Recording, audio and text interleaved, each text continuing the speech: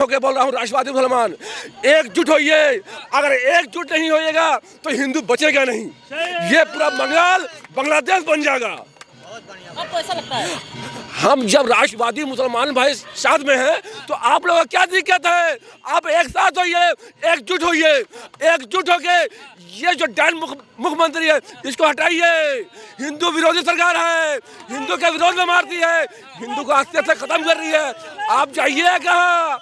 बांग्लादेश से खत्म हो गए, बंगाल से भी खत्म हो जाइएगा। सब एकजुट होइए। एकजुट नहीं होइएगा तो बंगाल से भी हिंदू खत्म हो जाएगा। बहिरागत पार्टी है। पॉइंट पे आइए आप। बीजेपी बहिरागत पार्टी है। दीदी मैं आपकी बात मानता हूँ, बीजेपी बहिरागत पार्टी है। यूसुफ पठान कौन है? यूसुफ पठान कौन है? वो बहिरागत नहीं है। शत्रुघ्न सिन्हा कौन है? जवाब दीजिए। शताब्दी राय कौन है? वो क्या यहाँ की है? दीदी ये सब बच्चेपनों को बुझाने वाली कहानियां बंद करिए। माँ के गर्भ के अंदर में करज हो जाता है। माँ के गर्भ में बच्चा स्थान नहीं पाता, करज हो जाता है। ये यही पे जो लागू है। ये सब राजनीति अब नहीं चलेगी। हर बच्चा हर 1700 रुपये का चप्पल है। नहीं पहन सकते। नहीं 1700 रुपये का चप्पल। आप बोले ना नायलॉन का चप्पल पहनती है। 1700 रुपये का चप्पल है वो। हाँ आपने अभी कहा तो हमारे बड़े भाई साहब ने आपको बताया ना 1700 की चप्पल है। आप बताइए 1700 की चप्पल है, जिसके पाँव में 1700 की चप्पल है, वो क्या करेगा जब आपके स्टेट में? बंगाल बदला कि नहीं 15 साल में? बंगाल बदला है। बंगाल मैं ये नहीं कह रहा हूँ नहीं बदला। विकास हुआ कि नहीं? विकास नहीं हुआ। विकास हुआ नेता लोग का। विकास हुआ है, हुआ नेता लोग का। जनता का कोई विकास नहीं है। यस। पार्थ चटर्जी के यहाँ कितना मिला? दीजिए अब आप जवाब। पार्थ चटर्जी का दीदी कहती ईडी और सीबीआई लगा देती है बीजेपी। आपके पीछे क्यों नहीं लगा देती है ईडी और सीबीआई? आप बोलिए। आप हमारे पीछे क्यों नहीं लगता ईडी और सीबीआई? किसके पास रहेगा वही लगाएगा। हाँ जिसके पास बात करो इस बात। अरे आप चोरी करेंगे, आपके सीबीआई और ईडी नहीं लगेगा क्या? आपका ऊपर से आए हैं क्या कि नीचे से खुद के आए हैं? नहीं आए हैं ना, तो फिर जो पैसा चोरी करेगा उसके फिर लगेगा। वो दीदी के पीछे तो नहीं लगा। रोजगार नहीं है युवाओं के लिए। इधर आओ एक मिनट। क्या रोजगार दिया? नहीं 15 साल में रोजगार नहीं मिला आपको? रोजगार नहीं मिला, उल्टा विनाश मिला है। कैसे? बंगाल से लोग भाग रहे हैं। भाई साहब लॉकडाउन से नौकरी छुटी हुई है, नौकरी नहीं है बाजार में। आप विकास की बात कर रहे हैं? एक मिनट, आज लॉकडाउन बीते कितना साल हो गया? मैं आपसे प्रश्न कर रहा हूँ। आज लॉकडाउन बीते कितना साल हो गया? बाजार में कहाँ नौकरी है? इस बार लाइए, सब दुख दूर कर देंगे। इस बार दूर बोलो होरी चोलो घोरी कर देंगे। हिंदुओं को बोलो होरी चोलो घोरी भूतनाथ पहुंचा देगी अगर हिंदू नहीं जागेंगे तो। क्या बात कर रहे हैं? डरा रहे हैं, लोग डरा रहे हैं। कौन डरा रहा है? दीदी के नाम पे। दीदी के नाम पे डरा रहे हैं? वाह, मैं दीदी को जब से जानता हूँ, जब दीदी सीएम नहीं थी। कब से जानते हैं? हाँ जी, मैं 21 जुलाई में जाता था ड्यूटी एब्सेंट करके। क्या बात बोल रहे? तो उस समय दीदी थी। उस समय दीदी एक ही बात कहती थी। अब दीदी नहीं है। अब क्या है? अब तो सुप्रीमो के रूप में चल रही है दीदी। मतलब दीदी का नाम क्या होता है? दीदी आपके घर में भी दीदी होगी। आपकी बड़ी बहन आपकी दीदी। तो कहाँ बड़ी बहन है? बड़ी बहन उस समय थी जब ये मुख्यमंत्री नहीं थी। उस समय इनका एक ही गाना था, यही गिरीश पार्क मोड़ है। उस समय इनका एक ही गाना था कि बगल से पुलिस की गाड़ी पास नहीं होनी चाहिए, खाली एम्बुलेंस से फायर पास होनी चाहिए। उस समय दीदी कहती थी ये बात। आज दीदी आप कह रहे हैं, किस हिसाब से आप दीदी कर रहे हैं? आज आप पुलिस में, अभी आपने क्या कहा कि बंगाल उन्नति किया? आप मैं नहीं कह रहा। अच्छा दीदी कहती है। आप दीदी से जरा पूछ के बताइए कि दीदी बंगाल ने किस कोने से उन्नति किया? एक तो कोना होगा। बस अब उन्नयन हुआ ही नहीं, देख रहे हैं ऐसे आरोप। देखिए मैं तो पूरे पश्चिम बंगाल में हर ग्राम पंचायत में जाता हूँ। आप जाके देखिए, ऐसा उन्नयन है कि एक टाली का बाड़ी है, उनके नाम से घर पास हो गया है, लेकिन घर बना नहीं है। आज भी वो लोग मतलब मजबूर है कि पानी बरसात में पानी टपकता रहता है, उसमें रहने के लिए मजबूर है। मोदी पैसा नहीं दे रहे हैं ना, समस्या तो ये है। बंगाल के हित का पैसा। अरे जो पैसा दिए पहले हिसाब तो दो। जो पैसा दिए हैं आप तो खा जाती हो। त्रिपाल घोटाला, राशन घोटाला, सब तो घोटाला कर दिए हैं। मोदी कितना पैसा देंगे? जो दिए पहले उसका तो हिसाब दो। हिसाब कौन देगा? पश्चिम बंगाल की जनता और शायद देश की जनता आपसे पूछना है हिसाब कौन देगा? जो मोदी जी के नेतृत्व में यहाँ पे पश्चिम बंगाल की आम जन के लिए जो योजना लागू किया जाता है, ममता बनर्जी को डर किस चीज़ का है?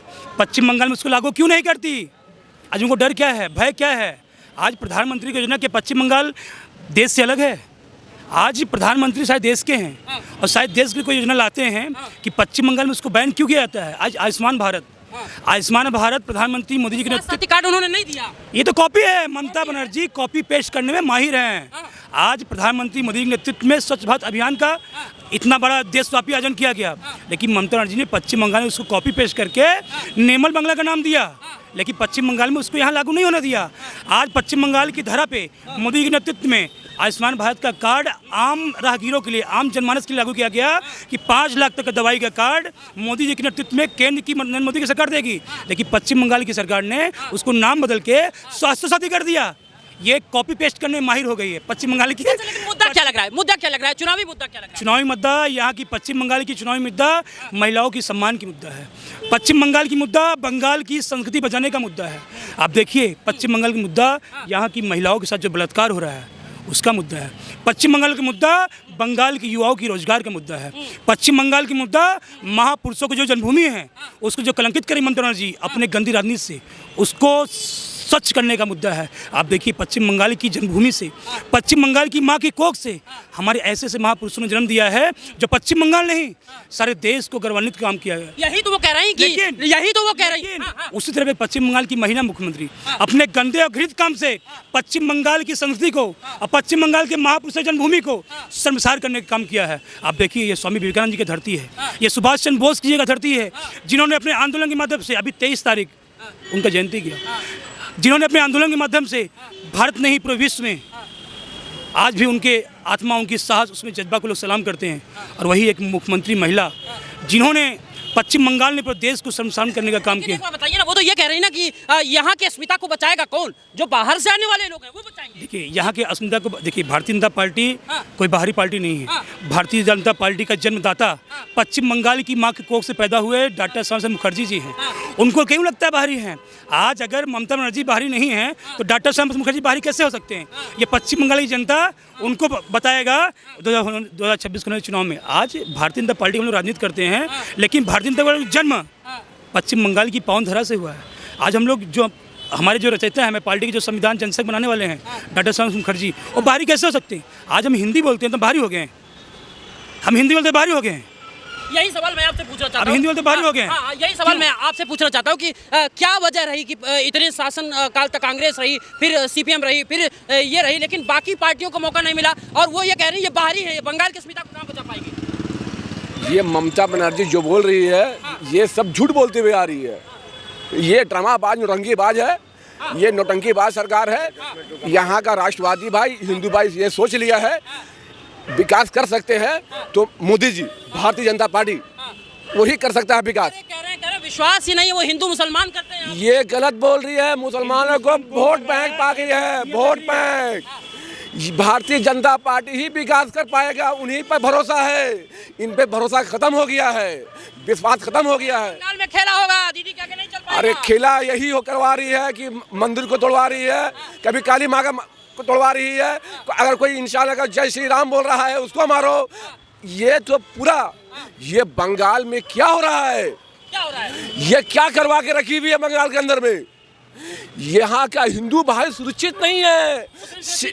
मुस्लिम देखिए भारत के अंदर में सेफ है, सुरक्षित, मगर हिंदू सेफ नहीं है। हिंदू के साथ साथ हर दिन देखिएगा कभी मीडिया वाले को मारा जा रहा है, कभी किसी हिंदू भाई को मारा जा रहा है। ये पूरा हिंदू के साथ में इस तरह ये बोलिए मुख्यमंत्री है, ये डायन मुख्यमंत्री है, डायन है, डायन मुख्यमंत्री। हम बोल रहे हैं डायन है। हम जितने सनातनी भाई हैं, मैं मुसलमान होकर बोल रहा हूँ, राष्ट्रवादी मुसलमान, एकजुट होइए। अगर एकजुट नहीं होइएगा तो हिंदू बचेगा नहीं। ये पूरा बंगाल बांग्लादेश बन जाएगा। आपको ऐसा लगता है? हम जब राष्ट्रवादी मुसलमान भाई साथ में हैं तो आप लोगों को क्या दिक्कत है? आप एक साथ होइए, एकजुट होइए। एकजुट होके ये जो डायन मुख्यमंत्री है इसको हटाइए। हिंदू विरोधी सरकार है, हिंदू के विरोध में मारती है, हिंदू को आस्ते से खत्म कर रही है। आप जाइए कहाँ? बांग्लादेश से खत्म हो गए, बंगाल से भी खत्म हो जाइएगा। सब एकजुट होइए। एकजुट नहीं होइएगा तो बंगाल से भी हिंदू खत्म हो जाएंगे। क्या शुभ नाम हुआ आपका? मेरा नाम करीम खान। करीम खान ने कहा कि एकजुट हो जाइए। एकदम सही कहा करीम भाई ने। करीम भाई, हम लोगों के रामनवमी जो हम लोग जुलूस निकालते हैं, हम लोगों के संग आगे आगे रहते हैं यही रास्ते में। आखिरी एक सवाल, आपके हिसाब से क्या मुद्दा है इस बार का चुनाव? हम लोगों के हिसाब से एक ही मुद्दा है विकास का, जो कि यहाँ पे नहीं हो रहा है। सबसे बड़ा इस बार का चुनाव इसी पे होगा। इसी पे होगा। युवा को रोजगार, विकास, माँ बहन की सेफ्टी इन सबों को लेके अब की बार का चुनाव है और अब की बार चुनाव जय श्री राम का होगा। और ये सुन के जाइए, ये कहती है बीजेपी बहिरागत पार्टी है। पॉइंट पे आइए आप, बीजेपी बहिरागत पार्टी है। दीदी मैं आपकी बात मानता हूँ, बीजेपी बहिरागत पार्टी है। यूसुफ पठान कौन है? यूसुफ पठान कौन है? वो बहिरागत नहीं है। शत्रुघ्न सिन्हा कौन है? जवाब दीजिए। शताब्दी राय कौन है? वो क्या यहाँ की है? दीदी ये सब बच्चेपनों को बुझाने वाली कहानियां बंद करिए। माँ के गर्भ के अंदर में करज हो जाता है, माँ के गर्भ में बच्चा स्थान नहीं पाता, करज हो जाता है। ये यही पे जो लागू है। ये सब राजनीति अब नहीं चलेगी। हर बच्चा, हर युवा समझदार है। मैं आपको इतना बताता हूँ, मेरी बच्ची मैसरी बालिका विद्यालय में पढ़ती है, उसके 11 की बच्ची है। उसके यहाँ अभी कुछ दिन पहले स्कूल में यही पॉलिटिकल फंक्शन चल रहा था, तो पप्पू एक जन को बनाया गया था। पप्पू क्या दिल्ली पार्लियामेंट में पप्पू बोल के नेता है जो ओ ओ करते फिरता है, तो वैसा एक नेता बनाया गया था पार्लियामेंट का। तो मैं वहाँ गया था बच्चे की स्कूल की फीस भर्ती करने, तो मैंने मैम को मजाक में कहा कि मैम पप्पू तो बहुत अच्छा खोज के लाए। बोला अरे पारिक जी आप ऐसा मत बोलिए। बोला मैम पप्पू लायक ही है ये लड़की जिसे आपने पप्पू बनाया है बालिका में, तो ये पप्पू लायक बना, अच्छा है। पर अगर आप थोड़ा सा मुझे जानते तो मैं पप्पू की पूरी स्टाइल आपको दिखाता हूँ। मुझे मैं जानता हूँ, मैं तो ये जानता हूँ। अब आप मुझे बताइए पार्लियामेंट का मतलब क्या है? अरे लोकसभा है। नहीं, लोकतंत्र है। अच्छा, लोकसभा मत बोलिए। लोकसभा में ही तंत्र है। लोकतंत्र बोलिए। अच्छा ठीक है। सनातन कहता है लोकतंत्र, लोकसभा इंग्लिश नाम है। लोकतंत्र में ऐसा ही होता है। ऐसा ही राहुल गांधी एक विरोधी दल का नेता है जो मोदी जी को ऐसे ऐसे करता है। क्या मोदी जी उसकी रखेल है? अरे वो है आपके पास जवाब? वो भी बंगाल आएंगे। वो आ जाए तब तो दीदी का काम आसान हो जाएगा। कैसे? फिर तो बीजेपी